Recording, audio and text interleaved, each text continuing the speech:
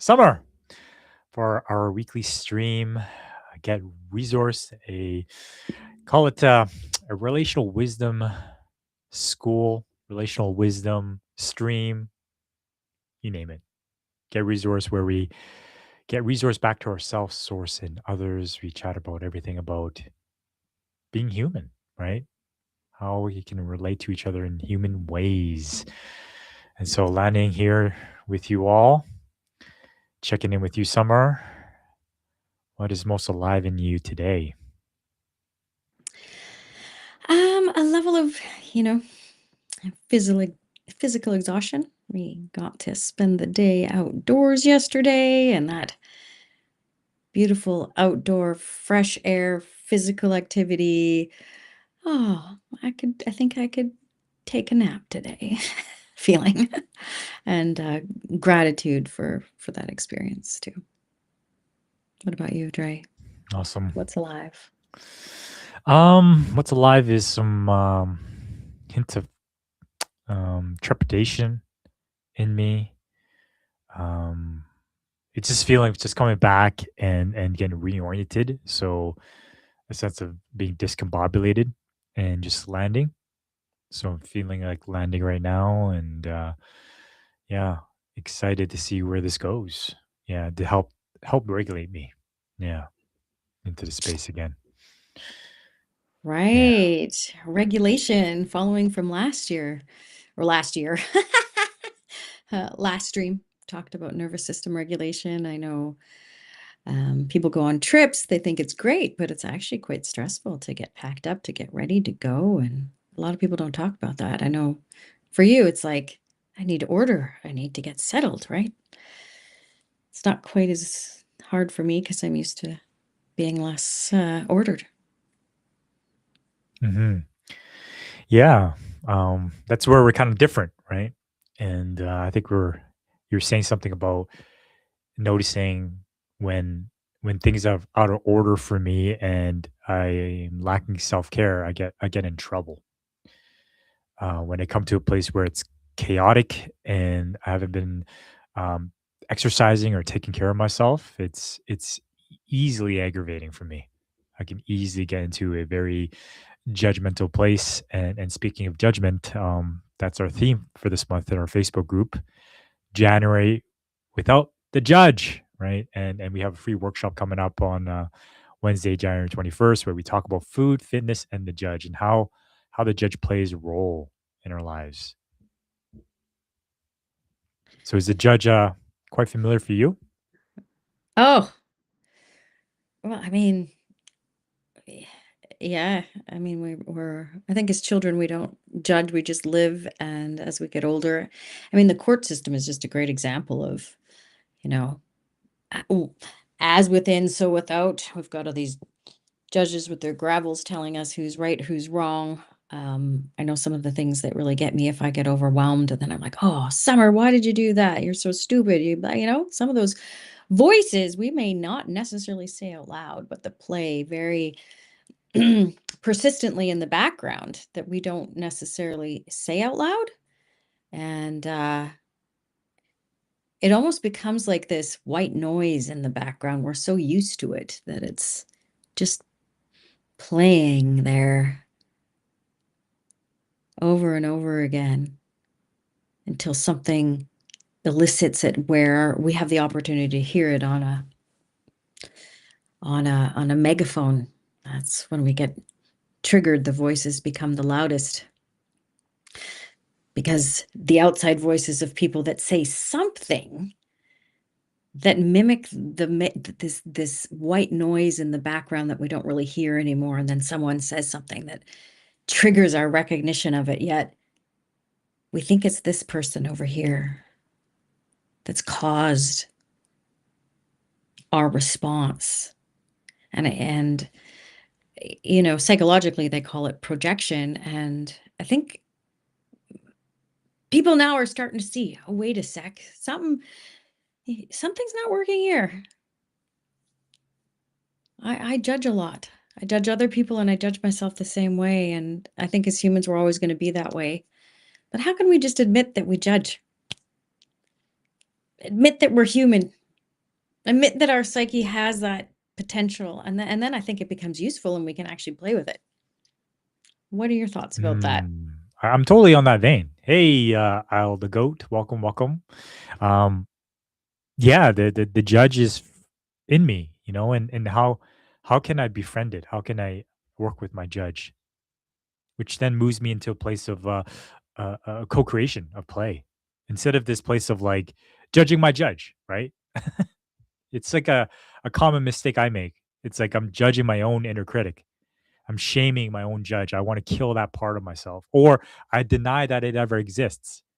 I'm non-judgmental person. I've rised above it.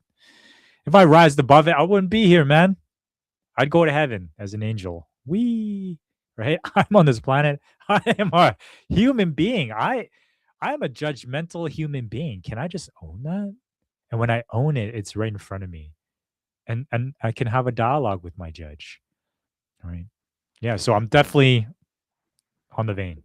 Where are you coming from? Yeah, well, I'm curious if for people watching, I found this quite exceptional. When I went to India, like it was 25, 30 years ago, and this young group of people went around and they said, "Okay, say one thing you don't like about that other person that you judge about them and one thing that you like." And I thought, "Oh my God, people actually say those things out loud to people?" And I think they were quite advanced. And I wonder if you're willing to share. You had a friend recently come to you and say, "Hey, I've got some judgments about you. Can I tell you what they are?" You just, Oh, I love it. I yeah, love it. right? And I love Mm. these thoughts coming in. I dislike your thought, though the judges were not fair. Sure. Cool. You can judge me 100%. And this person's like, do you judge Trump? Yeah, I do. I judge everybody. So what? So, what's coming through for me is can I own my judgments? And these judgments are these projections of like what I see in them is what I'm judging in myself. You see where I'm going from? If I can own my judgment, then I can go ahead and judge whatsoever. And it's not as, damaging or what do you say, hurtful, because I'm taking ownership of my story, of my projections, of my judgment of you. And I have a friend that came up to me and said, "Hey, I have some judgments of you, Andre." I'm like, awesome. Would you be open to sharing that with me? And I was so open to it because he owned his judgments of me. Okay. And where I'm in a place of just being so open to it is because my orientation of like I'm curious rather than being offended. I'm curious to see what this person thinks of me. How am I showing up in the world? It's not to say that I'm gonna change myself, right? Because this person is judging me, that I'm taking as something that I don't belong or he doesn't like me, and so I need to change myself so that he likes me, right? I'm past that. I'm about I want to hear what your judgments of me are to see what lands in me is true. And if 5 people come up to me and judge me for being selfish, let's say, maybe there's a pattern of being selfish. And what type of behavior is eliciting this particular response that's been consistent, you know? So I'm looking at it from a place of growth and awareness. Hey, Cam, this is so deep and mystical. Wow, I'm feeling the quantum literature of Zomwazi forces opening the sphincter. Love it, man. Love those words. The sphincter. Yeah, yeah. That's when you know it's really good. The portal. The portal to The opening. the opening, yes, to new ways of looking at things, right? We used to take judgment so seriously, and it's kind of like, oh, well, let's hear what someone else has to say about me. Is it really about me or is it about them? What part of that is about me? Can I check in with myself to say, hey, yeah, maybe I could do that better without getting offended? You know, the more offended we are, the more those projections actually take root, and the more that person gets to feed off of it. And the more they get to believe their own judgments are about you and not actually about them from the person where that judgment is originating from. And I love because we do talk about Marshall Rosenberg, the teacher of nonviolent communication, and one of his main quotes that I really like is any judgment, diagnosis, or label is a tragic and suicidal expression of what's alive in us. So, as human beings, we have this infinite array of potential and spirituality and creativity and the ability to relate. And I think as we become more conscious of how we judge and how we think and how we feel, and we take ownership of those things, oh my God, we're going to be having so much power not to allow fear and all of these popular ideas or judgments, or, Trump and all of the political tactics they take on us. We'll be like, that's not for me. I know what my judgments are. I know what's true for me, because once you can take ownership of your judgments, and they're just stories, and you might be able to track them from where they come from when you were being brought up, or wherever they actually came from, you get to have choice. Oh, how is it that I want to live? How is it that I want to treat other people? If I want to treat people with honor and respect, and myself the same way, and noticing the judgmental thoughts that come in between, we get to play with them. We get to have fun with them. We get to start to call them, not names in a judgmental, derogatory way like we used to when you got bullies and kids to yourself, but playful names, like partners have with each other. Hey, buddy, here's my Yeah. little controller. I notice you're getting anxious right now. What can we do to calm myself in my nervous system? For you, Dre, let's unpack and get everything ordered when we get home so your nervous system goes, thank you. Right? Start to learn different people's nervous systems and how we might judge them for their reactions, and then allow everyone to be human. Exactly. To be human, right? Like, one thing I also want to explore too is this, this intent.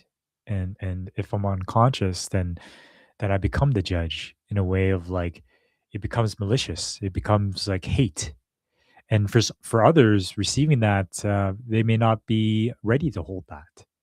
It doesn't feel safe, and I can close off and I can return a judgment, and that's what happens in this world where an eye for an eye, makes the world go blind.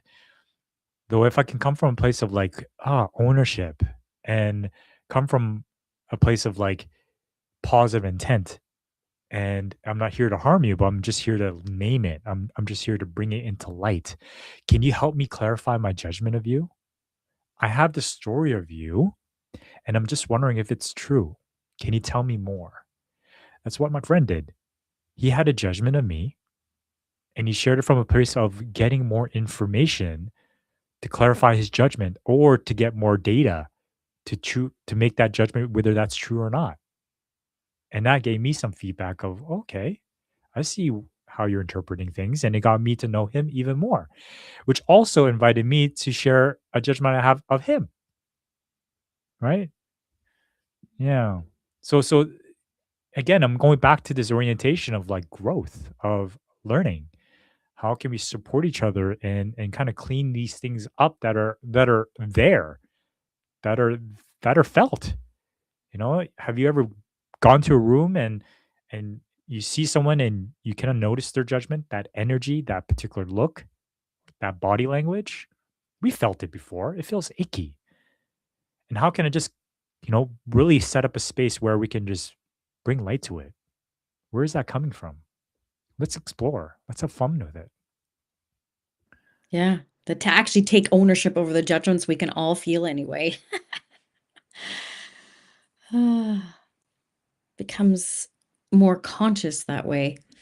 David Hawkins talks about that. He's like, do you think people really don't know what you're really feeling and thinking about them? And he says, you can probably tell that people know based on their way that they're responding to you. And you could ask yourself the question, if people really knew what I was thinking and feeling about them, how would they act towards me? And maybe it's because, yeah, they really can feel your thoughts and judgments. And often what's the most magical thing about it all is often mirrored. The judgment I have about somebody, if I really ask them and get into the position to be able to be in that open conversation, they have the same judgment towards me. Now, oh, you're stuck. She's so stuck up and so fake. Well, they probably have the judgment about me too.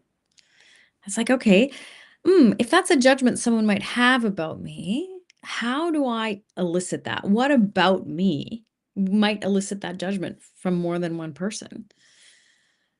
And am I okay with that? I like to get dressed up. I used to like to wear colorful clothes. They might be like, oh, she likes to, whatever they want to judge about it. I can be like, you know what? Actually, it comes from a place of deep care and creativity and artistry rather than anything else. But this is where we get to like be human. Oh, where does this come from? Where did we pick this up? Is it from our ancestors? Is it from the way our parents brought us up? How do we actually want to relate in the world? Can I Yeah. can I be a little more vulnerable than I'm used to and see how someone responds to me? Let's do some mini experiments here. I kind of dare people to go, hey, I have a judgment about you. Can I tell you what it is? And you can tell me how it lands for you and what in a reflection it brings up in you. It's kind of a fun game. Yeah. And it does require, a sense of trust too. There's certain people I feel safe to do that with, as if like there's an invitation and there's consent, and that I know they're able to hold it and own their stuff. But imagine just doing with the entirely stranger. That person might maybe flip out, right? Or lunge after me or something, try and choke me out or something because I shared a judgment in a way. So there, there's some, Gotta there's have a some, context. yeah, got to have Definitely the have to share the context. context. Yeah, yeah. And I want to ask you, like, if for you, what the difference is between a judgment or a discernment? That's a great question. Um, what comes to mind is a judgment is primarily from my head. It's primarily from stories and like that humming background noise that's always kind of been there. They're automated patterns versus discernment being having more presence. Is this good for me? Is this true? And we actually have the capacity to ask ourselves that question versus just going on autopilot. Um, so for me, that'd be the primary differences. The autopilot from the past that we're unaware of or unconscious of versus discernment is like, oh, wait a second. Hmm, is this resonating with me or not? Do I want to Mm, continue to hear those stories and also replay them in my world? mm, I love that. I mean, there's a difference between what I hear is being disembodied from my body and being embodied in my body and tapping into my body's intelligence, my somatic awareness, or what I'm hearing is intuition. Yeah, I guess you could call it that. I think our nervous system is wired into our intuition. People think intuition is flaky and fluffy, but it's tapping into information that we have that isn't verbal or intellectual or mind based. They say the gut has far more nerve endings than the brain, right? And so we can sense when something's off. And in our culture, our education system is about, I mean, really, regurgitate information. Is A, B, C, or D correct? Check multiple choice. It's just this head base versus, maybe martial arts, where we learn to respond to the energy that's in the field. Martial arts is intuitive in a way, right? It's the body responding in the moment. And so our emotions, energy in motion is the body in movement. And we all know, or maybe we don't all know, but negative energy, negative emotions, negative thoughts reduce the strength of the body, of the nervous system's capacity and response. In kinesiology, they call it muscle testing. You can ask the body something that's not good for them. Here, is this supplement good for you or not good for you? Oh, it's bad. The muscles, everything responds in a negative, non life giving way.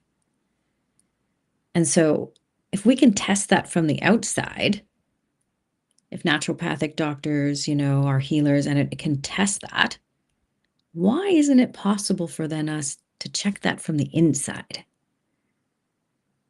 What's a yes in my body? What feels resonantly true to me? And to me, that then we're discerning from a place of, my own unique, authentic being in the world, my own nervous system. And as we start to get our own nervous system, then we can say yes or no to people without thinking we have to do things a certain way because we're afraid of their judgment, because we're no longer judging ourselves and how we operate in the world. And this is, an exciting time for us Hmm. to start like really looking into authenticity. I love Gabor Mate's work. Usually we trade authenticity and belonging. They don't cohabitate. And I think we're moving into the possibilities as species of having people belong because they are authentic. People want that realness, that ability to sit in themselves and go, wait a second, is what this person's telling me is true? What they're saying doesn't fit with what's in my body about what they're saying. There's something not quite right here. And then to ask the question. And then as two or more nervous systems figure it out, we go, oh, this is what it's like to be human. Oh, we've kind of had it all wrong. No wonder it's felt so awful. Well, no wonder so many of us are sick and have PTSD and, ADHD, all these diagnoses. Well, maybe there's nothing wrong with us. Maybe we're just not accepting of our nervous systems. Maybe we're just throwing the judges out without discernment as to who we really are. Cool. Hey, Sophia. Hey. Yeah. Sophia says something else to contemplate is the difference between when I'm observing something and when I'm judging something. So, Hmm. as you were sharing that, Summer, what came to mind was, this is a great strength for relating with myself and other people, right? Being in tune with what my needs are, what my yeses or nos are. Though I have a question for you is what about facts? What about data? What about numbers? Which comes from the head, right? Observable fact. You have a pimple on your face. You know, so where does that come in then? Like in regards to judgments, making judgments and discernments in regards to that realm of facts. Well, I think there's multiple questions because Sophia put in there. And hi, Carl. Hey, I haven't seen or heard from you in a while, Mr. Heath. Cool to have you here. When I'm observing something and when I'm judging something, amazing idea. I'd love to jump off of that because I think when I'm judging, I have a negative charge to it. There's like, oh, there's a negativity to it. Versus to me, observation is held in a bit of neutrality. It's like, oh, and curiosity. Um, so they're kind of two totally different fields of experience of energetic vibration. Um, Observation is a little bit detached and or um, watching for an opportunity to participate in something versus judging. I'm already in it and I'm already negatively attached to the outcome in some way. And Dre, you brought in, and I forget what your last question was Yeah, it's related to about that. facts. Even the Oh, realm right. of like data, right? Let's say someone, five people are judging me for being. Let's go back to selfish, and it's probably a particular behavior or action that I'm doing, right? Oh, okay. Mhm. So is that a judgment or is that discernment or is that Well, an observation? yeah, all those things, right? Well, like Marshall Roseberg has that right. An observation is only what that person does. It's like what you can capture on camera. So selfish. is a judgment. It's a label that we're attaching to the behavior. If, however, you say, I noticed Johnny took 3 pieces of fish off the plate and then cut up 1 piece for his brothers and sisters, and they all got a third of 1 piece of fish. That's a factual observation. And you could judge him as being selfish as hell until you learn that his siblings are all 2, 3, and 4 years old, and he's an 18-year-old teenager about to go to a football game. You might have a different idea about his behavior at that time, right? I think in our culture, we mix judging and observations, and discernment quite a lot. Because of, again, that repetitive story, that those humming belief systems. And as human beings, we all have some kind of judgment, like I'm not good enough. The shame-based types of things that are around. And the only way we can really get out of judgment, I believe, is not in our own private little bubbles, right? It takes a village to raise a child. It takes a village to heal an adult who hasn't lived in a village that was healthy in the first place. And so if I can put out my judgments, I notice if I say judgments about myself out loud, other people go, oh my God, really? You think that about yourself? I don't understand that. Like, I see this and this and this, and I see you as all this. And I'm like, wow, my inner perception is so different from how people see me, both in a good and a bad way. Like, it often doesn't line up. And it's like, wow, this is really fascinating. Hmm. So, back to facts. It's what you can see with the camera, the physical pieces. However, that's on the outside when we're dealing with things. On the inside, what's the facts of what's going on inside my body right now? My Yeah. stomach's growling. I have this humming and this pain in my ear. No one else can tell me what my inner reality is. But whatever I say it is a fact for me. Okay. So basically, what I'm hearing is, a judgment is an interpretation. A judgment is a story I attach to it, is an assumption based on my beliefs, my life experiences, etc., etc. Right. So I could be making a judgment of someone, right? Rather, like based on their behavior. If it's a factual behavior, a series of patterns, then really it's an observation. Because you're saying a judgment, what's attached to it is a sort of negative energy, and an observation is neutral. See some head nodding. Okay. Okay. Pretty much. Yeah, it's the energy that comes along with it. The scientific method is all about neutral observation. However, they also say the observer brings about the desired result, right? There's no way if we're in something that we're not influencing it. And this is where I see so many people making it's all out there. It's like, no, no, no. You're a big part of what you're experiencing. And so how can we start to take ownership over the way that we see things? And so Keith here, Carl here says the ego judges.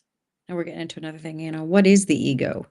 What's spirit? Now they talk about spiritual ego and spiritual bypassing. There's lots more labels coming out for different kinds of behaviors. I want to toss it back to you, Dre. Yeah. Facts. And what's the question? If Like you want to pass facts, it back to me. the question is, I guess, what's the difference between observation and judgment? And what do you think is a fact? Yeah. I mean, I'm swimming in the world of nonviolent communication. So I'm basing this on communication, right? Um, and so in regards to communication, I see you're looking at the notes here. Do you want me to bring it up? I can't hear you. I was just saying, I'm curious, of course. Sophia just wrote something there, and Carl too. So, Okay, so let's bring some attention there. So Sophia says we each have our point of view relevant to our mental and emotional state. and state of consciousness. I find having open mindedness and heart centered people around me is beneficial. Okay. And Carl says, is observation a heart minded? I assume that's a question. Um, and I think that's up to interpretation, really. Because now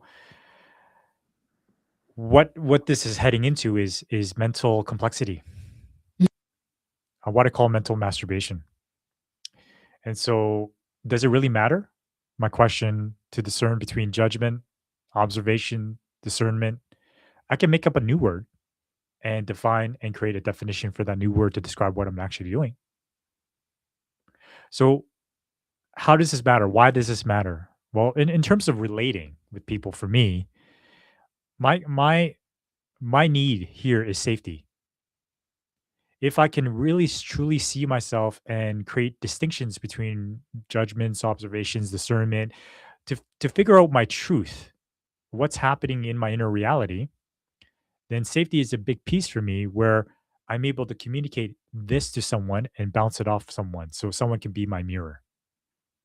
So just like that friend who said, "Hey, I got some judgments about you." Great, right? I can feel his energies from the intent of getting clarity and deepening our friendship. Awesome. I'd love to reciprocate that. But if it's a judgment of someone that is spewing hate onto me, it's like, I, I, I really don't want to consent to that. I don't want to hold that, really. I could hold that. Marshall did great going into the Middle East and the people there, murderer, terrorist, child killer, right? And he sat there because he's an American and he's in the Middle East, et cetera, right? So, do I have the capacity to hold that? Yeah, probably. And work out that capacity 100%. Do I want to? No. It's heavy. It's hard to hold. And so I'd rather be with what Sophia has said is being around open-minded, heart-centered people. 100%. People that can own their stories, own their judgments, and have the bravery to name them out loud for it to be seen so that we can work with something, right? And in the realms of conscious communication, yeah, if I say, Summer, you're lazy, you're unorganized, you're chaotic, right? That's going to elicit more defensiveness, isn't it? Right. And so that's where judgments coming from this place of hurt and pain, because I just want to tell her that, may not serve well. So perhaps I need to go to what exactly did you do? The facts, right?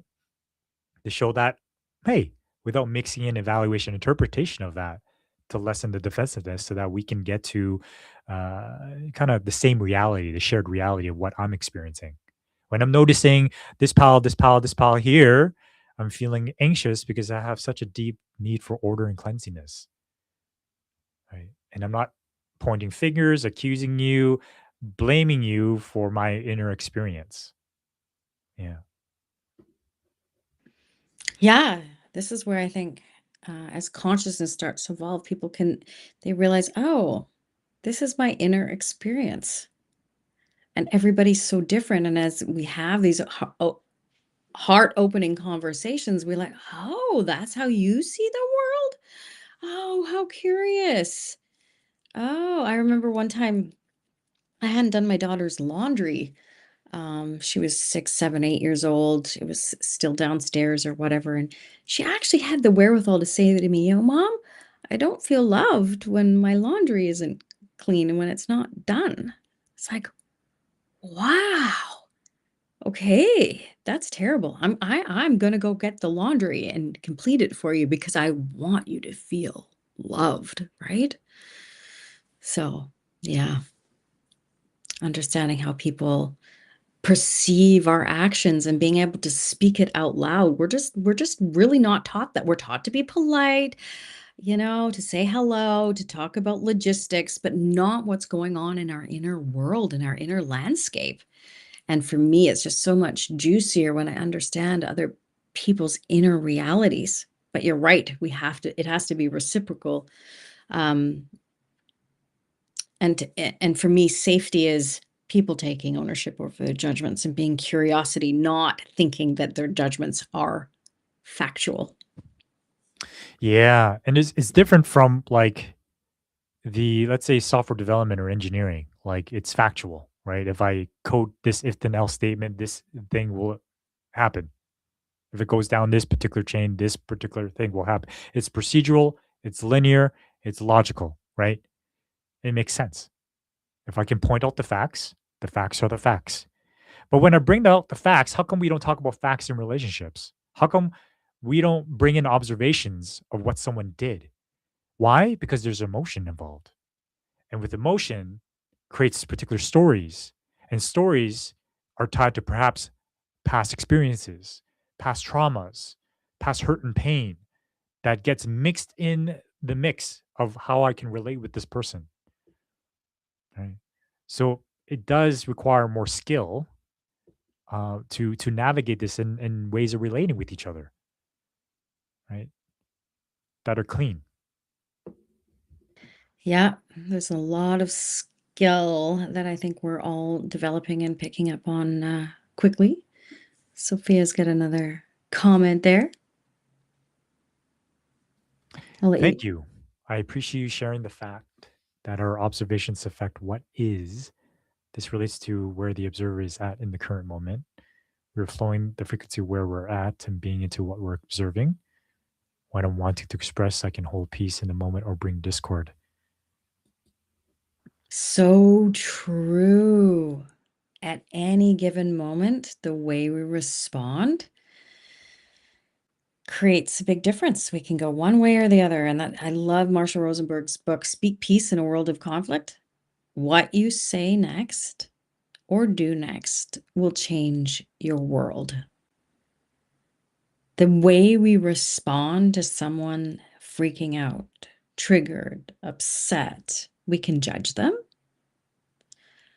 Or we can say, hey, you need some help there. We can be compassionate. We can do different things. We can create connection rather than disconnection. It's such a different place. And be the change you want to see in the world, right? How can we step into our own sense of observation of the world? Begins by observing ourselves, having compassion to ourselves, noticing when our emotions come up. If we deny that we have them, they get all mixed and garbled, like Andre was saying. But if we can go, oh, I've got this twinge in my stomach. I'm feeling really not well. Am I going to force myself to go to work or go to school or to do something against my nature? Or am I going to start to take care of myself?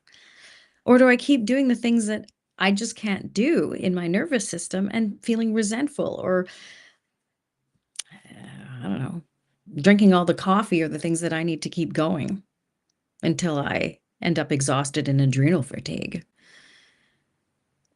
What is it like to start observing ourselves? Like to really stop in a moment and take a breath. It's actually hard because we're not taught to do that. At school, you got to go to school. You got to get up early. We got to drive you to soccer practice. You got to get your grades, and you have to keep going. That's kind of our culture and what we've been taught. And I think people are now going, wait a minute, something about this. People are starting to observe and go, wait, something doesn't feel right. The systems, the way we've been living and relating. I'm going to pause here and really take an inventory of what's going on so I can choose to do something different. And this might play into what we were originally going to talk about today, which is victims who believe there's everything outside of them is going on and they have no power in the choice of what they're able to do. And I'm just going to put that all back to you, Andre, to thread it together. Sophia says, what I'm hearing you say is having the ability to hold space for people that are dysregulated and holding space for ourselves. This is where self reflection is useful. Yeah. Speaking of that, self reflection, self connection, cultivating presence for myself to get back into, yeah, a space of like compassion so that I can have the capacity to hold others that need empathy. So essentially offering myself empathy, offering self-connection, self-regulation. Yeah.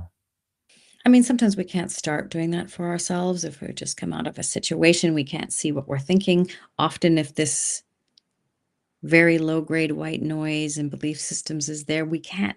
That's the thing. You can't read the label inside the jar. It's really hard to see it. And so, however, life comes about where we start to find people that have a slightly different perspective than we do, that tweaks something of a remembering of a knowing in our own being that goes, ah, that feels more like me than the way I've been operating, than my default mechanism. It's why other people help us to relearn how to be in a regulated, calm state of mind and how to get ourselves back there quickly. Hmm. Brianna says, "What you do next can will change your world. I've had a pattern of being quickly reactive for so long. The practice you do share of steeping in a heavy, intense feeling, or taking a breath, is providing a new pathway for me that felt previously out of reach. I could choose to do something different. Feels more real through guidance of different ways of being outside of my patterns." Ah, beautiful. Yeah, we're often really afraid of, there's some anxiety that comes up and we've got to be urgent and take action on something, right? And then it's like, wait a minute, maybe it's just energy and I can sit in it for a while. Huh? And the truth is, any emotion actually dissipates in 30 to 60 seconds if we're willing to observe it and be curious. Emotions are energy in motion until we judge it. As soon as we judge it, it's like it's static and going to stay that way. That's really a difference between judgment and observation. Observation, everything's moving and fluid and flowing and shifting. As soon as we judge something, oh, disaster's either going to happen within us. We start to go into panic attacks or anxiety, or someone else is going to respond in a way that we don't like. That's the difference. Judgment creates chaos. Yeah. Hmm. Where's this conversation taking you in your um, discerning mind, Dre? Um, grounding it, you know, grounding it, making it practical for me. Yeah, you're a mute. I can't hear you. I'm just saying, of course, adding the structure and the practicality. I think what Brianna said was like, you know what? Oh, as I'm feeling and I'm breathing, and I can take a moment, even just 30 or 60 seconds. Oh, lets me see things differently. Yeah, taking that pause, right? That sacred pause. Yeah, and just being present with myself. The key piece for me, though, what's coming through is that it's so easy for me to be steeped in my story and believe it to be true and to solicit allies to prove that story to be true because they care about me. They're my best friend.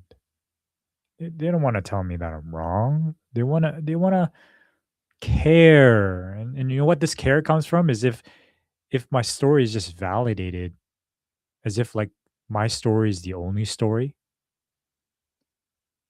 rather than there's two sides to every story, then that's sympathy.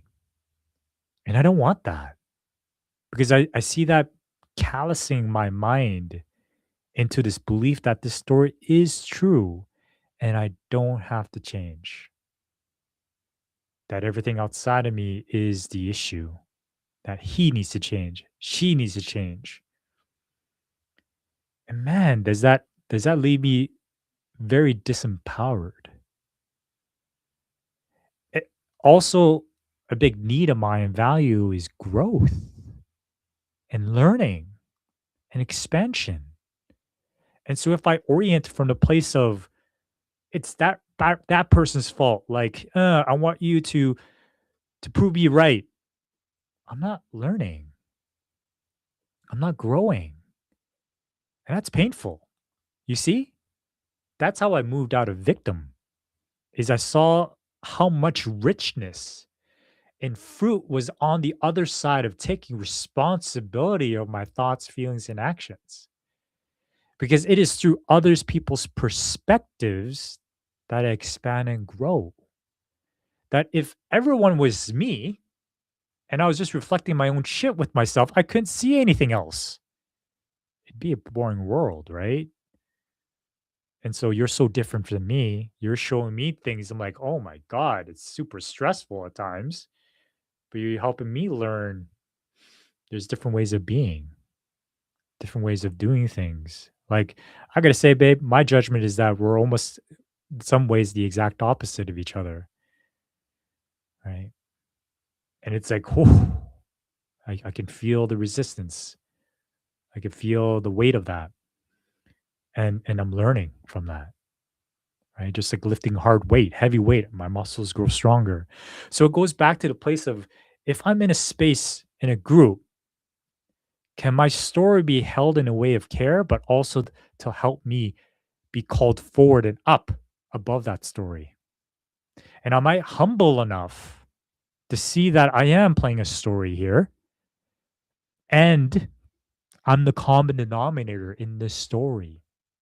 That if I believe every man is an asshole, every woman is a gold digger, who is the common denominator here? What is my belief that is creating that reality? That is seeking those characteristics out to prove myself to be right. And so I'm coming from the orientation of it's okay for me to be wrong, but maybe wrong is a judgment, right? Maybe it's okay not knowing. I don't know. I like to play in this space of like, humility, humbleness. Yeah. Wondering if you kind of get in my drift here. Humbleness, meekness, willingness to learn, to change, to grow. Yeah, I think back And in it doesn't mean the that I'm less than either, right? I got to no. watch that judgment of myself, Oh, right. right? You have to think you have to know it all, right? I have to know it all and be the best and be on top, that whole thing. Not that all of us can't learn something Perhaps. from anyone of any age. Um, Yeah. I One of my greatest loves is interacting with people of different ages, um, and learning different perspectives. Um, I think that's one of the tragedies of our current modern world is everyone works in the same place with mostly people of around the same ages. People go to school and are in a monoculture of people the same ages. And there's so much richness to well, a village of different ages and different perspectives and ways that our worlds can open based on our interactions with others. Um, and I like the idea of openness versus what you were talking about, Dre, which is enrolling sympathizers and allies to one point of view, and how limiting and stifling and also violent it is. And, how is it that sometimes, and there are different, like in the days of United States where there was blatant slavery and prejudice. How is it that what kind of culture creates that paradigm where I can only think one way? And if I think another way, then I'm either wrong, I'm superior or inferior, or what else all comes with that versus this um, adaptability, this flexibility without being completely chaotic in my world. How do I Mm. become effective And what is it that I want to be effective at? Is it doing and producing things, or is it, do I want to be effective at understanding how people respond to different things? And this has always been my primary curiosity. Oh, why did that person freak out? Why did that person say what they say? What? Why? Why? And that's why I love Marshall Rosenberg's work so much. Whatever people do is an attempt to meet their needs. And needs always sound selfish and needy, but Marshall describes it as the life-serving energy that motivates and sustains us. We all universally have life-serving energy that motivates and sustains us. It's that life energy that keeps our heart pumping. And when our heart stops, they do an electromagnetic pulse through our body. Something is alive in us, this source energy that motivates us all, and it's all the same in all of us, yet we all look a little different. The lily doesn't look the same as the wildflower in the field, but they all come from the same place. How can we start to tap into that same vital life energy in its various forms and allow it to bring us all alive? And I just went on a tangent of that, but um I think that's where discernment comes in. Do I feel more alive in this context than I did before? Hmm.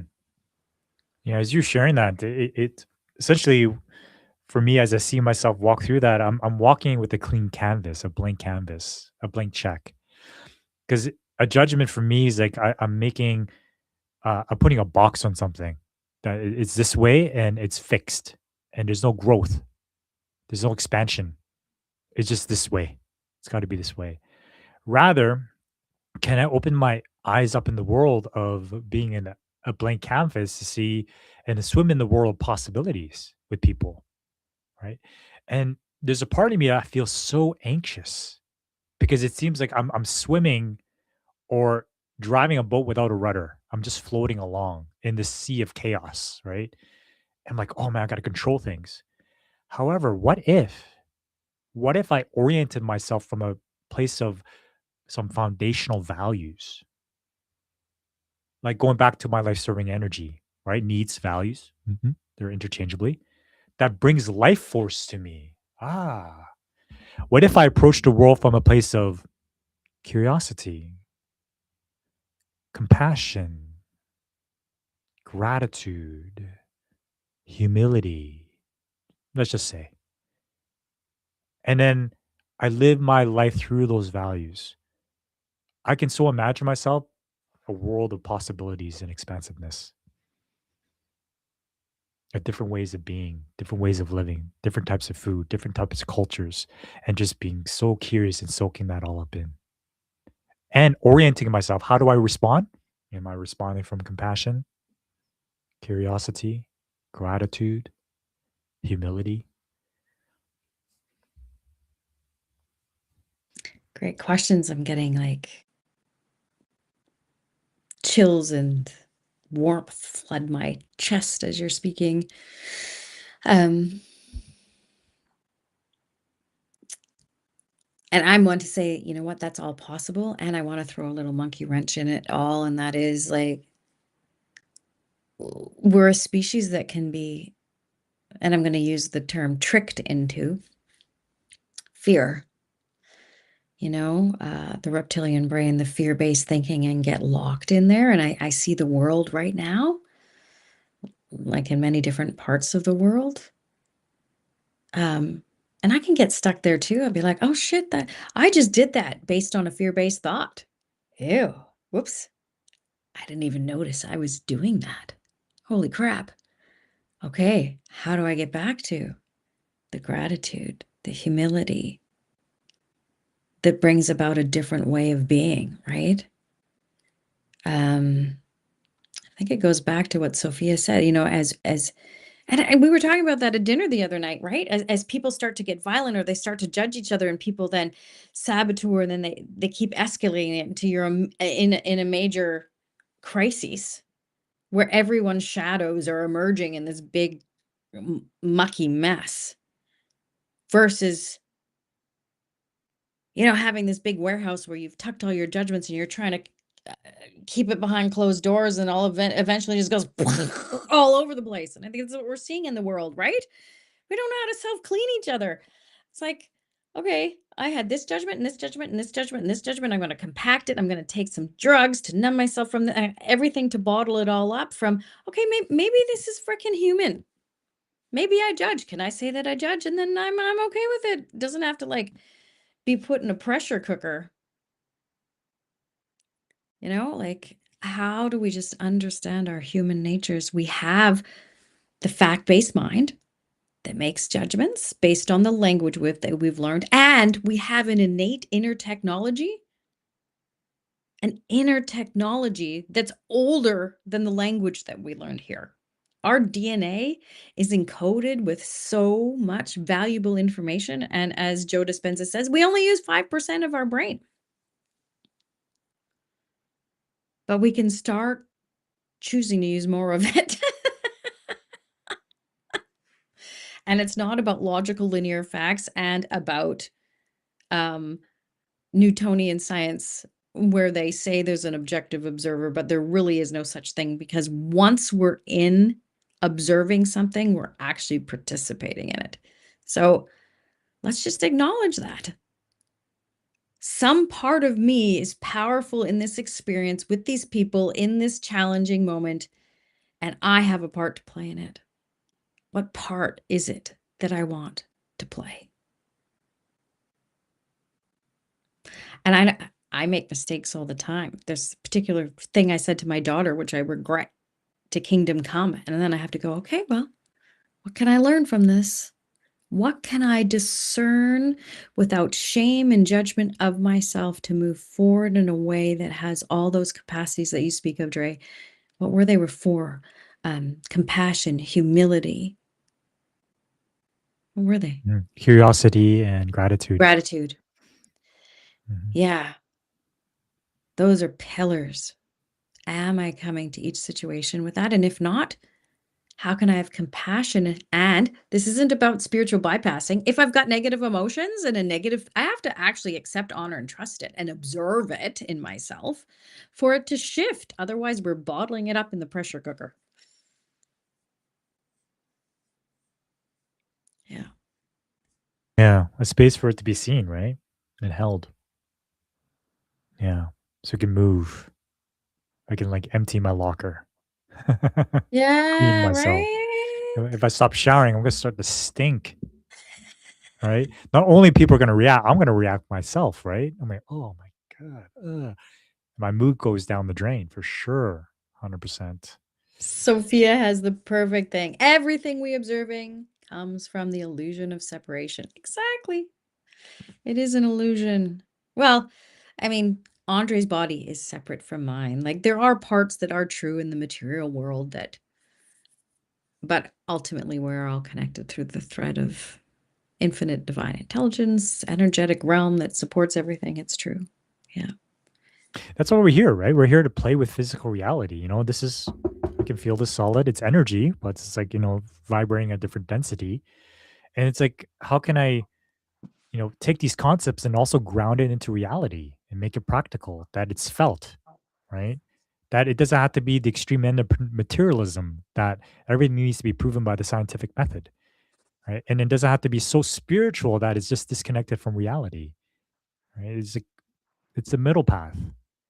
And this is the practice of I don't know, for me, what comes to mind is being open-minded, open, open to possibilities, and let's play with it and experience it and see how that lands in my body, and then gather the data and excavate the data, analyze the data, you know find patterns.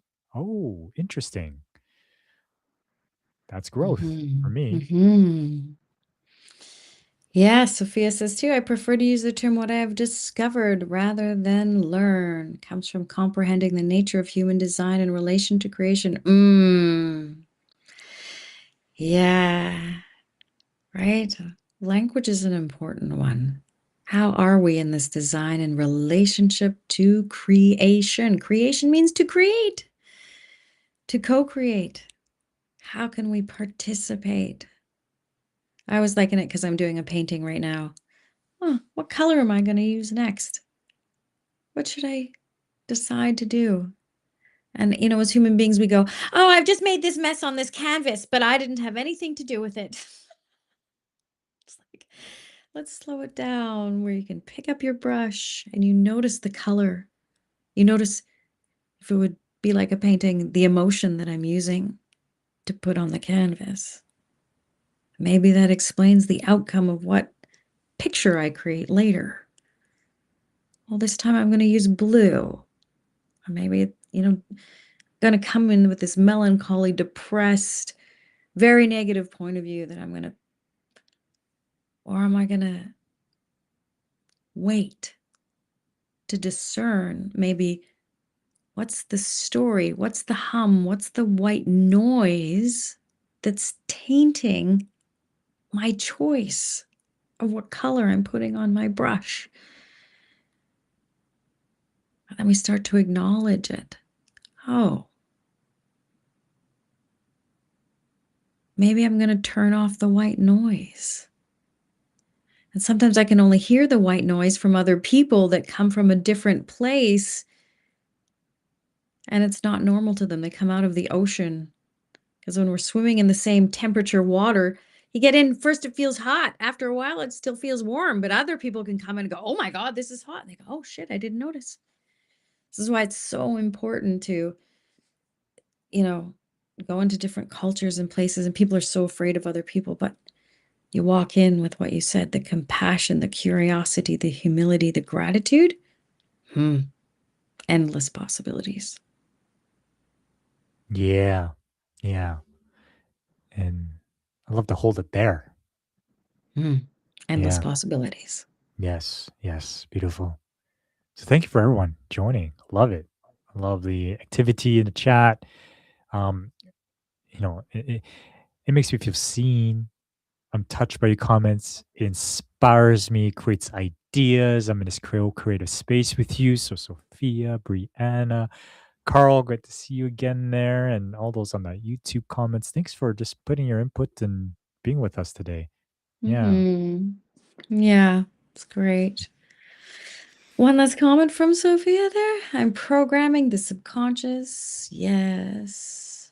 I think if I believe I have to learn something, I will continue to. Oh, missed Oh, that. there you go. There you go. A little too Yeah. fast on the trigger button. Yeah. I believe actually that we know. We know. We actually, there's a difference from what I perceive to be learning, which is head-based, kind of stuff it in there stuff versus an inner resonant knowing of what's true. And this is where I believe in groups as we learn through the nervous system, through emotion, there's an instantaneous relaying of information, a discovery, a knowing that doesn't, it's a lot faster than trying to stuff something up here. Yeah. Awesome. Till next time. See you next Friday, 12 p.m. Mountain. Get resourced. Getting resource, right? Self source and others. Becoming resourceful. Ciao for now.